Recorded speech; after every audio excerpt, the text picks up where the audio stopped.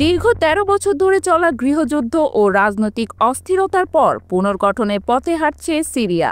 এই প্রক্রিয়ায় দেশটির নতুন সরকার প্রায় ৩৫০০ বিদেশি প্রাক্তন জিহাদি যোদ্ধাকে সেনাবাহিনীতে অন্তর্ভুক্ত করার সাহসী উদ্যোগ নিয়েছে।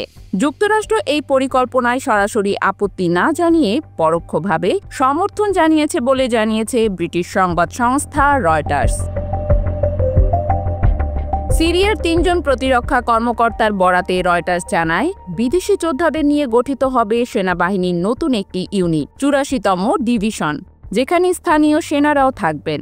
যোদ্ধাদের অধিকাংশই চীন ও আশপাশের অঞ্চল থেকে আসা উইঘুর মুসলিম, যারা আগে হায়াত তাহরির আল শামের সদস্য হিসেবে আসাদের বিরুদ্ধে যুদ্ধ করেছে। যুক্তরাষ্ট্রের বিশেষ দূত ও প্রেসিডেন্ট ট্রাম্পের ঘনিষ্ঠ সহযোগী থমাস ব্যারাক বলেন, স্বচ্ছতার ভিত্তিতে বিষয়টি নিয়ে একটি বোঝাপড়ায় পৌঁছানো গেছে।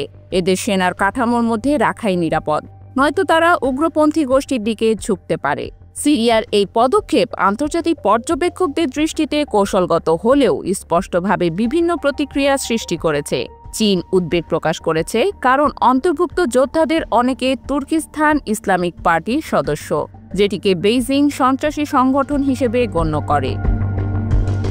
যদিও টিআইপির এক নেতা রয়টার্সকে জানিয়েছে, তাদের গোষ্ঠী এখন সরকার নিয়ন্ত্রিত সেনাবাহিনীর অংশ এবং বাইরের কারো সঙ্গে তাদের কোনো সম্পর্ক নেই। দেশটির নতুন অন্তর্বর্তীকালীন প্রেসিডেন্ট আহমেদ আল শারার যুক্তি দিয়েছে, এই যোদ্ধারা যুদ্ধের সময় সিরিয়ার প্রতি বিশ্বস্ততা দেখিয়েছে।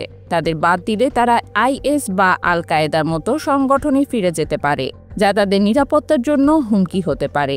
বিশ্লেষকরা বলছেন, সিরিয়া এখন একটি বাস্তবতার মুখোমুখি, যেখানে নিরাপত্তা পুনর্গঠন এবং আন্তর্জাতিক সম্পর্কের ভারসাম্য বজায় রাখাই সবচেয়ে বড় চ্যালেঞ্জ।